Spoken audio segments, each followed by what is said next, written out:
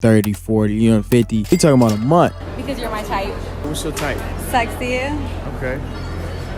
I had to face the reality. My brother killed, bought a gun and gone. En l'espace de quelques années, DDG est devenu l'un des youtubeurs les plus connus sur la plateforme. DDG, what's good? DDG, what's good? Avec sa personnalité unique, il a su bâtir une base de fans de plus de 2,5 millions d'abonnés. Suite à ça, comme pas mal de youtubeurs, il est passé dans le rap, mais vous allez voir que ce changement a failli lui faire perdre sa chaîne YouTube et tous ses fans. Mais ici, on n'a pas affaire à un rappeur youtubeur classique, mais un vrai génie. Dans cette vidéo, on va voir les secrets sur son succès et ce qu'il ne veut absolument pas qu'on sache de lui.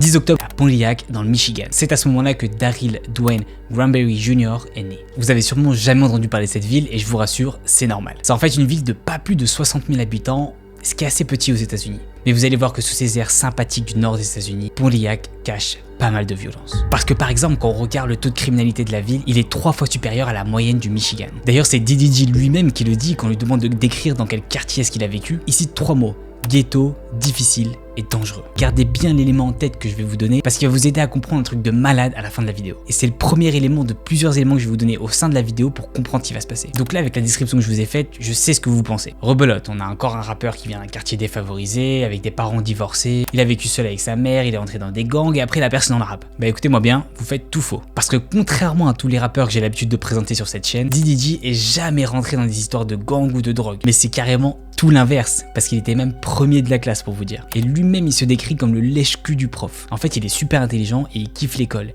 Et c'est ça le premier élément que je veux que vous compreniez. Bon, malgré ça, il n'était pas forcément dans les meilleures conditions pour travailler. Sa mère et son père travaillaient super dur pour essayer d'élever sa famille, il avait quand même 5 frères et sœurs. My mom worked 2 jobs.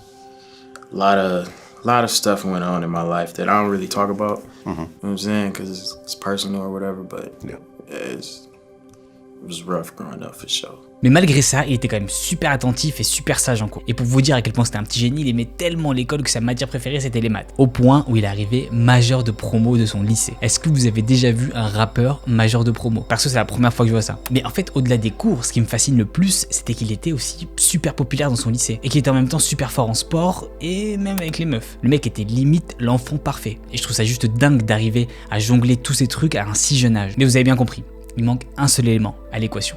C'est la musique. Bah justement, on y arrive. Dès son plus jeune âge, et même exactement à 10 ans, c'est à ce moment-là où commence la musique. En fait, pendant toute son enfance, il écoutait énormément de Drake et il décrit Drake comme l'un des artistes les plus influents sur sa carrière musicale. Et les sons de Drake l'ont extrêmement motivé dans son parcours artistique. Mais vous allez voir qu'on n'était qu'au début du génie de DDG.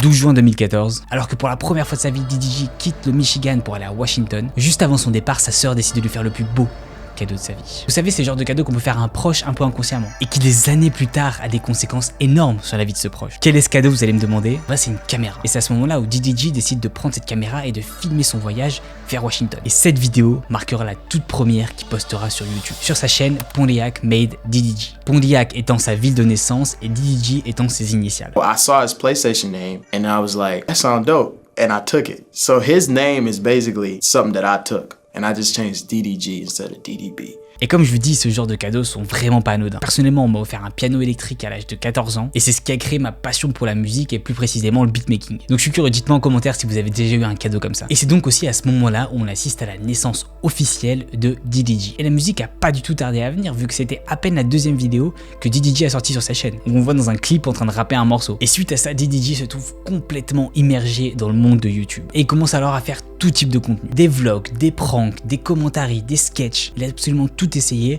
pour trouver son style et voir ce qui lui plaisait. Au passage, allez me joindre sur Instagram, c'est @JainoMusic, c'est là-bas on décide quels vont être les prochains sujets de vidéos. Il crée aussi une seconde chaîne plus spécialisée dans les vlogs, mais malgré tout, il galère. C'est-à-dire que ses vidéos prennent pas vraiment. Pour vous dire, il essaie même de devenir une star sur Vine. Pour ceux qui se rappellent, Vine c'était l'ancienne plateforme sur laquelle on pouvait mettre des petites vidéos courtes et c'est la plateforme sur laquelle par exemple des gars comme Logan Paul ou Shawn Mendes se sont fait connaître. Et malheureusement, quand DDG a commencé à s'investir dans l'application, c'est là où elle a cessé d'exister. Et on voit sa déception parce que ce jour-là, il a posté un tweet disant qu'il méritait de devenir une star sur Vine. Et en parallèle de tout ça, le 21 octobre 2014, il apprend une nouvelle qui va complètement détruire sa vie. Mais qu'est-ce que ça peut être? Est-ce que sa chaîne YouTube a été effacée? Est-ce qu'il sèche trop les cours parce qu'il passe trop de temps sur YouTube? Non, vous y êtes pas. En fait, c'est un truc beaucoup plus grave. Le 21 octobre 2014, DDG apprend que son frère est mort par balle. Malheureusement, son grand frère n'avait pas suivi un même chemin un peu studieux comme DDG et les problèmes de quartier sont devenus un peu trop réels. DDG dit que c'était l'un des événements les plus difficiles à surmonter de sa vie. My brother had called me. He was like, "You need me to pick you up, right?" And I was like,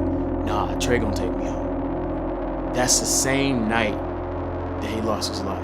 So it's like, if he would have picked me up, that could have been me too. Et en hommage à son frère, il a posté un poème sur sa chaîne YouTube. When your funeral came around, I didn't really want to go. I'm not a very emotional person, and you already know. But I guess I had to face the reality. My brother killed by the gun and gone in actuality. Mais fort d'esprit comme il est revenu 10 fois plus fort sur les réseaux. Et c'est pas avant 2016 qu'il arrive enfin à faire grandir sa chaîne YouTube, notamment avec sa chaîne vlog qui avait atteint les 300 000 abonnés et qui a fini cette année-là 2016 à 600 000 abonnés. Mais c'est aussi à ce moment-là où il rentre à la fac. Et pour être honnête, il aime ça, on a toujours vu qu'il aimait étudier. Mais YouTube commence à prendre de plus en plus de place dans sa vie. Et il commence à sécher les cours et s'absenter pendant des longues périodes, c'est-à-dire que le mec pendant 2 semaines il était plus là, pour justement aller tourner des vidéos YouTube. Vous avez bien compris, à ce moment-là, il faut qu'il prenne une décision. Est-ce qu'il décide d'arrêter YouTube et continuer l'école parce qu'il aime vraiment ça? Ou au contraire, est-ce qu'il donne tout dans ses rêves et dans YouTube et bien plus tard dans la musique? C'est alors qu'il pose cette question vraiment drôle à son pote. Selon toi, à partir de combien par mois est-ce que je dois arrêter l'école pour me concentrer à 200% à YouTube? Donc là, son pote essaie d'être raisonnable, il lui dit, je sais pas, si tu fais 5-8 000 $ par mois, bah je pense que tu peux arrêter l'école et te concentrer à fond à YouTube. La mif. Devinez la réponse de DDG. Le lendemain matin, sans perdre de temps, il prend sa voiture et il se casse à LA sans même un au revoir. Et depuis ce jour, il est plus jamais revenu à la fac. Donc vous avez bien compris, à ce moment-là, DDG faisait entre 10 et 30 000 $ par mois, rien qu'avec YouTube. And then I go from that to making 30, 40, 50. And we talking about a month. Et c'est exactement la même chose qui arrive à iShowSpeed qui a quitté l'école pour se concentrer à fond à Twitch, à YouTube et au rap. J'ai fait une vidéo entière sur le sujet, je vous mets le lien au-dessus et en description. Donc pour lui, il y avait plus de doute, la voie était tracée. YouTube allait être son chemin et le jeu dans lequel il allait exceller. Mais on va voir que la musique était juste derrière et que c'était sûrement son réel plan.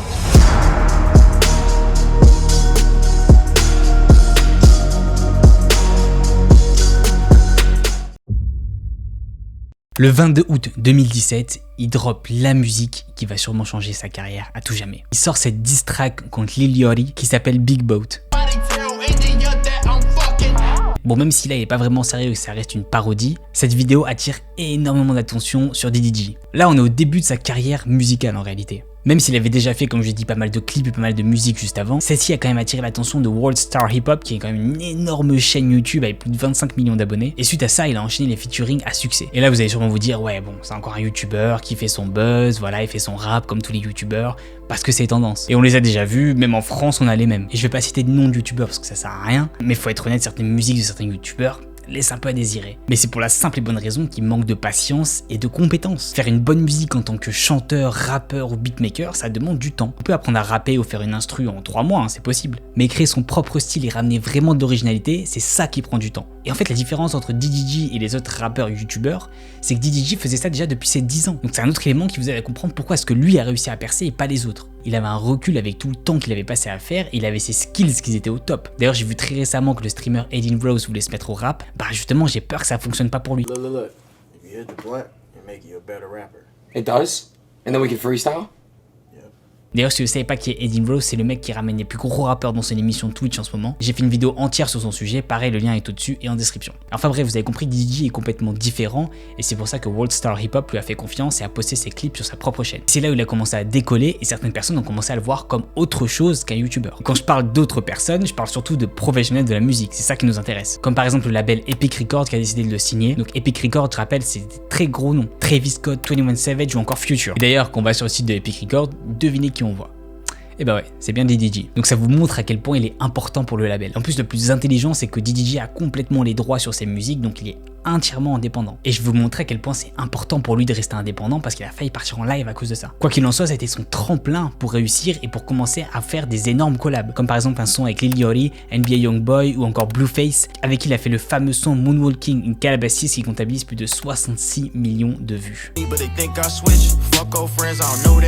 Donc vous voyez, la mif pour moi, ça c'est le plus gros signe de réussite et de transition vers la musique. Le youtubeur à faire des pranks et des vlogs à rappeur à succès. Vous savez que j'aime bien vous donner des petites astuces pour essayer de comprendre l'industrie musicale. Et je fais toujours exprès d'ailleurs de les donner à la fin de la vidéo parce que c'est pour récompenser les gens qui auront regardé toute la vidéo. Comment est-ce qu'on fait pour savoir si un YouTuber a réussi à faire la transition vers rappeur correctement? Mais justement, c'est quand plein de rappeurs déjà établis commencent à vouloir faire des featuring avec ce YouTuber. Bah attention, je parle pas de un ou deux rappeurs, parce que des fois c'est assez facile, le YouTuber est peut-être pote avec un ou deux rappeurs et il va faire ça pour faire le buzz. Mais quand vous voyez qu'un YouTuber fait plusieurs featuring avec plusieurs rappeurs différents et qui durent dans le temps, là c'est un gros signe de succès. En France, on a l'exemple parfait avec Mr V qui a réussi à merveille à faire la transition. Et pour vous dire, aujourd'hui, DDG vit une parfaite carrière de rappeur. XXL Magazine, qui est l'un des magazines les plus reconnus aux US en termes de hip-hop, l'a reconnu dans les Freshmen 2021, qui sont un peu l'équivalent des artistes à suivre pour l'année 2021. Ce qui est une énorme réussite pour n'importe quel rappeur et surtout pour lui. Mais qu'est-ce qu'il a fait du coup de YouTube? Est-ce qu'il a arrêté? Est-ce qu'il a quitté la plateforme? Justement les amis, le 16 juin 2021, DDG a sorti cette vidéo. What's good YouTube? Welcome back to another video, aka welcome back to my last video on YouTube. If y'all think that I'm lying or you think this is clickbait, you can just click on my name right below, click on Pontiac Made DDG Vlogs. You can type in DDG Family in the search bar. No more videos of me online that I posted on YouTube. Comme vous avez pu le voir, il a annoncé qu'il quittait YouTube, mais pas parce que ça le saoulait, parce qu'en fait la musique pour lui c'est super important et on peut pas se concentrer sur deux carrières en même temps, on a juste pas le temps en fait. Ce que personnellement je comprends parfaitement. Mais figurez-vous que seulement après une semaine qu'il ait fait cette vidéo, ses fans l'ont tellement supplié de revenir qu'il est revenu avec une autre vidéo.